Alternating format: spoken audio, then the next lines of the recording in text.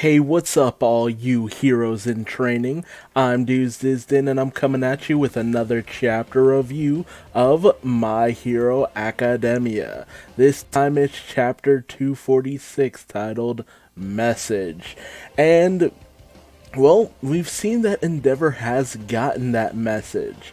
That in 4 months' time, there will be a massive attack by the villainous forces, as we see Tomura Shigaraki getting ready to undergo a bit of a treatment, a bit of a stasis, so that he can unlock his true power with the help of Dr. Daruma Ujiko.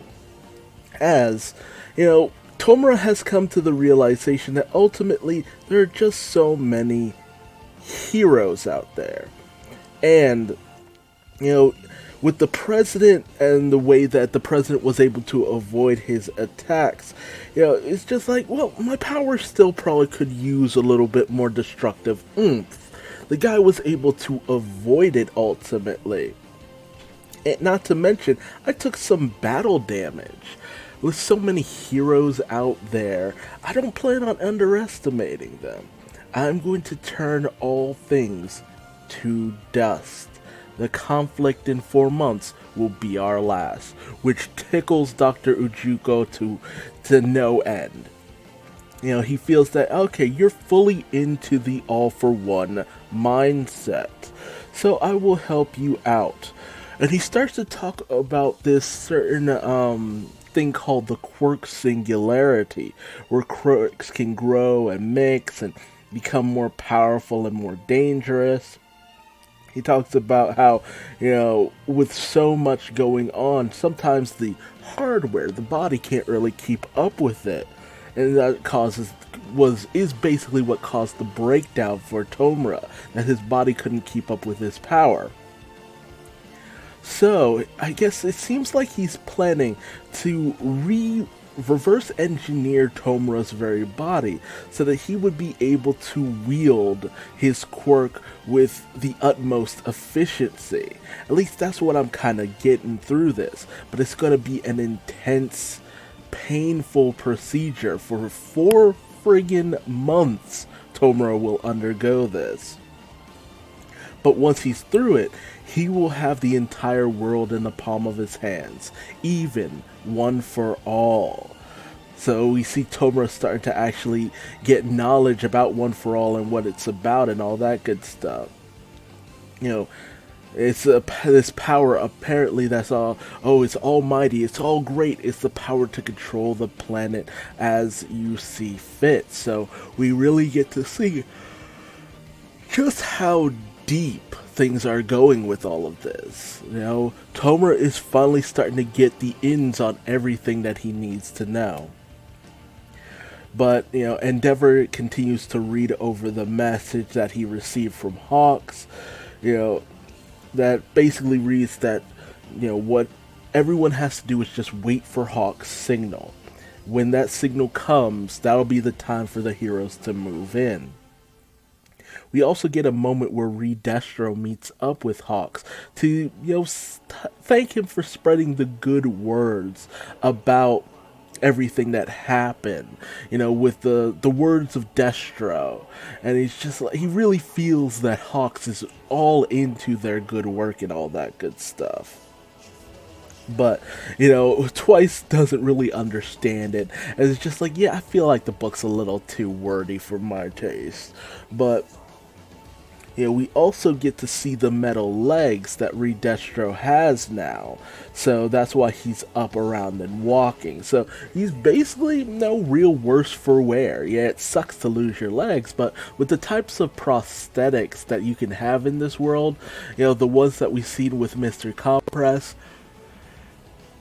it doesn't feel like it'll be that much of a problem. Meanwhile, Endeavor has realized just how desperate the situation really is. And, he also remembers back to a moment he was talking with the council about how he needed to, train the interns as best as he can. And he thinks that, okay, so Hawks must have been working with the PSC. and they're trying to get a grasp on what's going on with the enemy. They're making all these moves behind enemy lines, and the idea is to prepare the next generation as best as he can in order to actually move forward for the future. Yeah, but he's not too keen on the idea of setting up these children for this, but he realizes that that might be the only way just in case something happens to the big time heroes. And meanwhile, as we have Deku and the rest still being talked to by Burning about, how more than likely, Endeavor only wants to work with Todoroki, so more than likely the Deku and Bakugo will only be working with the sidekicks. Bakugo is none too keen on any of that, but, Shoto really wants to, have all of his friends together with him. Endeavor, who basically calls out all three of them and says, "I will watch over all of you." So, he starts to kind of question, well, we have a moment where Hawk starts to question. It's just like, okay, so from the looks of things, Endeavor hasn't gotten much stronger. Dabi is still kind of, keeping me at a close distance. But he realizes that the boys would have been fast enough to take down those men from before.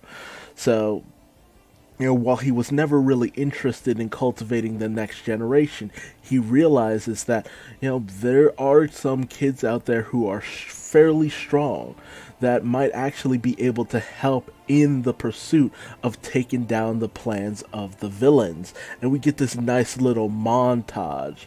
And he's just like, yeah, a lot of the next generation is growing faster than even I did. And so we get to see all the various teams that are farming with Tokoyami, with all of with Hawks' sidekicks, Uraraka, Sue, Hado, with Ryuko Tatsumi, the Dragon Lady. We have Ida back with the people he helped out with that one time when he was going after Stain. We have, let's see, Fat Gum, as well as Tetsu. So Fat Gum is now interning not just Kirishima, but Tetsu, which is actually pretty nice. I hope we really get to see something cool come out of that. We also get to see Komoe Woods, Mount Lady, as well as what's the Edge Shot? There we go, Edge Shot, and they seem to be all teamed up with. Apparently, it seems like Denki Kaminari and Sero have actually started interning with them, which is actually a very interesting, direction for these characters to go. It's just like, okay, so that's who they're interning with. So that's actually pretty fun to see some of. We're actually getting to see what class 1B is actually doing. We also get to see Shoji hanging out with Jiro as well. Yeah, it's Shoji with Jiro, and they're interning with Gang Orca and Gang Orca's sidekicks. We see that Manga Fukudoshi is with Koda and the hero Wash, which is an interesting setup. Yayorozu has teamed up with Setsuna Tokage, the steak skin chick, which is interesting because I never would have thought they'd be teaming up. I would have thought it would have been kind of the big hand chick. I'm forgetting her name. I'm basically just going through a list, just seeing who's paired up with who.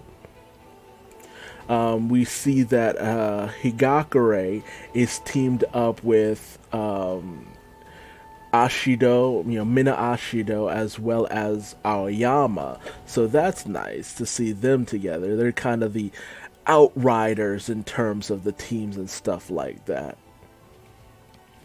We're also getting to see Ojiro is with Shoda as well as Shishida.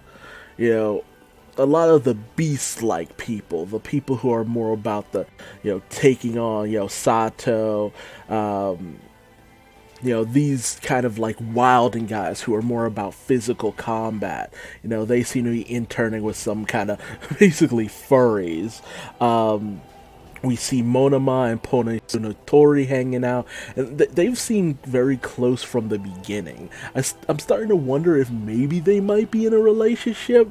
It seems like the only person he could kind of get with him is someone who's not really well versed in English for the most part. I don't remember seeing Awajaka with Fat Gum, but he had to be. I might have just missed it. We also see All Might, who's looking very worried and a little bit haggard.